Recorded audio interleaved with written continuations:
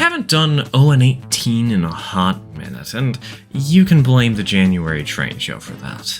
The On30 Shay that I got for only 25 bucks was having some troubles with maintaining power, so we put her on permanent display for the show. Before the show, however, I was trying to fix her and was looking into how I could add a keep alive to her decoder, and had removed the screws on her fuel bunker. I never bothered putting them back because they weren't necessary if the engine was just going to be on display. That was a mistake. There was a sign that said, "Take one." It was meant for the little papers I had written up for the show, but the display track got a little bit too close and someone interpreted the sign as, "Take a train." Fortunately, they didn't get very far because the fuel bunker fell off. Unfortunately, the fuel bunker fell off, a solid metal piece, and with all of that weight, it landed on top of an On18 gondola. It very quickly stopped being a gondola and started being a flat car. Not to mention that some of the wheels popped off and we never found them. That was pretty demotivating. But, well, it's been a while. It's now August. The next layout project I'd like to do includes a tiny loop of On18, and I've got the perfect locomotive kit to get back into the swing of things with. This is a vertical boiler engine from Calvin Witt on Etsy.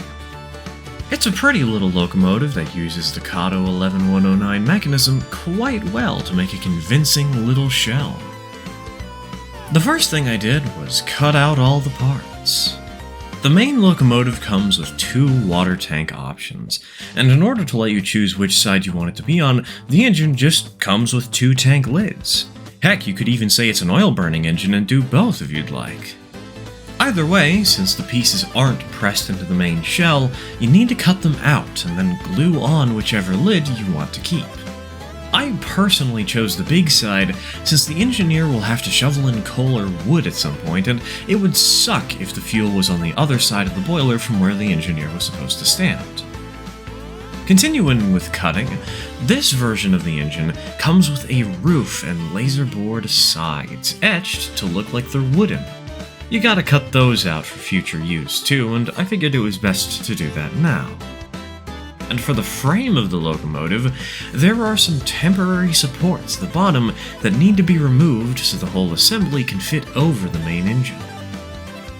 With the cutting done, I got to painting. A channel supporter suggested that I do a yellow and green as the main tones for the engine, which just makes me think of Wario. I started with a coat of Citadel Color War Flesh. That's not a Wario thing, that's apparently how it's pronounced. I slathered the frame in this nice moderate green. I made sure to hit the inside of the frame as much as I did the outside, because in many spots it was pretty easy to see the other side of the frame.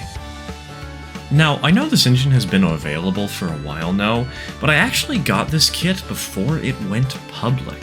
Calvin watches the channel, and we've had some good conversations every now and again. During development, he showed off a picture or two, and when he actually got the first prototypes in, I was on the list of people to get an early offer to buy one from him. But why get one when you can have two? He sent me a bonus engine for fun, though I'm gonna be honest, I don't know what paint job I want to do on it, so hey, this is a great chance to try and get community engagement. Give me ideas in the comments, will ya? Oh, and let me know if it should or shouldn't have a roof. I've got a version with a roof, but it's very easy to build as one without. With the frame painted green, I coated the main shell in Citadel Color Abaddon Black. It took a few coats for it to actually stick, because I don't really use primer on smaller projects such as this one, but the color held pretty well after 2 to 3 coats. For the wood laser boards, I went with Citadel Color Everland Sunset. In order to make sure the paint didn't overpower the wood panel scribing in the laser board, I used the dull side of my hobby knife to strip away the paint from between the boards. By now, the main pieces were all painted, so I got to work fitting everything together with superglue. It was kind of tricky, because in order to hold the laser board in place, I had to put it on the main engine and hold it on with the frame. However, getting it to stay on the main engine was tricky, since it was easier to get the placements right when the laser board was lined up with the frame. I couldn't really superglue anything until everything was in place, and that made things a little bit awkward. It was a bit of a fine-tuned song and dance to get it all to fit together. For the roof, which was just a piece of laser board, I left it alone paint-wise and just superglued it in place by holding it down by hand for a few minutes. While the main engine had taken shape by now, there were a few smaller details that I wanted to add. Most notably, a bell and whistle. For these, I used some Cumberland Shops parts I had laying around and painted them both in Citadel Color Retributor armor. Using some small dabs of superglue, I spotted the whistle on the side of the wall of the engine and the bell on the empty space of the water tank. These felt like reasonably appropriate places to put them. As for fuel, I actually haven't added any as of recording this script, so you know what I'm gonna do? I'm gonna go off camera for a few minutes and I'm going to go add some wood to the back of the locomotive. Okay, I'm back. I did that mostly off camera. There are two things I took photos of, though. First of all, I added a piece of paper to the bunker to help support the wood so that I didn't have to fill it up with too much wood to make it actually visible. Secondly, to help add a little more color and life to the wood pile, I painted one of the pieces in Delta Ceramcoat Maple Wood Stain. Everything looked a little too similar otherwise. And with that, we've got ourselves a cute little engine. And I'm sorry, but the color scheme is too similar to a certain video game character. I am legally obligated to call this guy.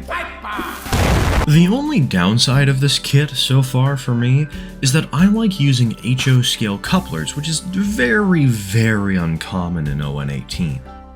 Though, this isn't helped by the fact that this kit is really designed for Calvin's own coupler system using link and pin couplers. I'm sure that with a little modification, I could easily fix that problem, and I probably will in the future. After all, I do have some plans for this sucker. Though, speaking of plans, I still need some for the other On18 vertical boiler engine, so please throw them my way. Thanks for watching. Cheers, folks.